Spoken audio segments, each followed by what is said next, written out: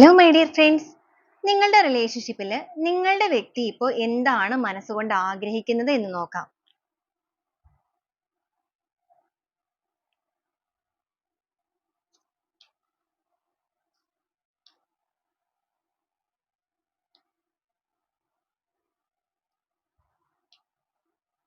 To of pentacles, death and rebirth, 7 of pentacles, 4 of souls ആണ് വന്നിരിക്കുന്നത്. നിങ്ങളുടെ റിലേഷൻഷിപ്പുമായിട്ട് ബന്ധപ്പെട്ടിട്ട് ഇതുവരെ ഈ ഒരു പേഴ്സൺ ഈ ഒരു റിലേഷൻഷിപ്പിനെ അങ്ങോട്ടും ഇങ്ങോട്ടും തട്ടിക്കളിക്കുന്ന ഒരു രീതിയിലായിരിക്കാം മുന്നോട്ടേക്ക് കൊണ്ടുപോയിക്കൊണ്ടിരുന്നത്. എന്ന് വെച്ചാൽ പൂർണ്ണമായിട്ടും അവർ വിട്ട് കളയാനൊട്ട് തയ്യാറുമല്ല, എന്നാൽ റിലേഷൻഷിപ്പിന് വേണ്ടിയിട്ട് പ്രവർത്തിക്കുന്നുമില്ല. ആ ഒരു രീതിയിൽ നിങ്ങൾക്ക് പൂർണ്ണമായിട്ട് വിട്ടു പോകാനും സാധിക്കുന്നില്ല എന്ന് ഇതിൽ നിൽക്കുന്നതുകൊണ്ട് നിങ്ങൾക്കൊരു സന്തോഷമോ കാര്യങ്ങളോ ഒന്നും ലഭിക്കുന്നുമില്ല. അപ്പൊ ആ ഒരു രീതിയിലൊക്കെ മുന്നോട്ടേക്ക് കൊണ്ടുവന്നിരുന്നവരായിരുന്നു എന്നുണ്ടെങ്കിൽ ഇപ്പൊ ഇവരുടെ മനോഭാവത്തിലൊക്കെ ചെറിയ രീതിക്ക് മാറ്റങ്ങൾ വന്നു തുടങ്ങിയിട്ടുണ്ട്.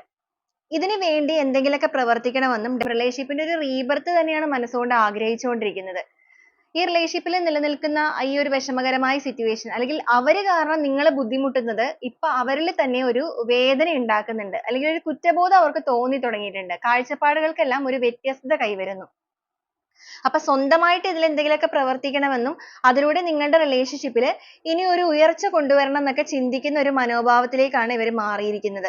ഇതുവരെ ഇതിനു വേണ്ടിയിട്ട് കൂടുതലായിട്ടൊന്നും പ്രവർത്തിക്കാതിരുന്ന വ്യക്തികളായിരുന്നു എന്നുണ്ടെങ്കിൽ ഇപ്പൊ നിങ്ങളുടെ റിലേഷൻഷിപ്പിൽ നിങ്ങളുടെ പേഴ്സൺ കൂടുതൽ എഫേർട്ട് എടുക്കാതെ ഈ ഒരു ബന്ധം എന്ന് പറയുന്നത് നിങ്ങളൊരു സെപ്പറേഷൻ സ്റ്റേജ് ഒന്നും ആയിരിക്കില്ല. സ്ട്രഗ്ലിംഗ് എനർജിയാണ് ഇവിടെ.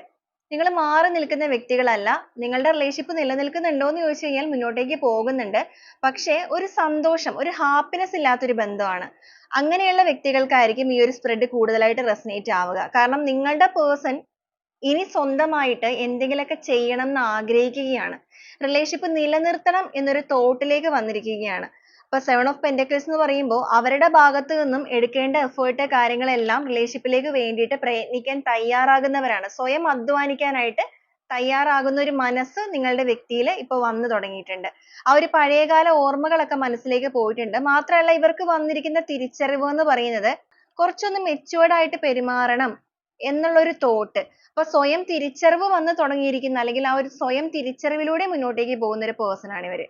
അപ്പൊ ഈ ഒരു റീഡിങ് നിങ്ങളുടെ പേഴ്സന്റേതായിട്ട് നിങ്ങൾക്ക് കണക്ട് ചെയ്യാൻ സാധിക്കുന്നുണ്ടെങ്കിൽ പോസിറ്റീവായിട്ട് ക്ലെയിം ചെയ്യാവുന്നതാണ്.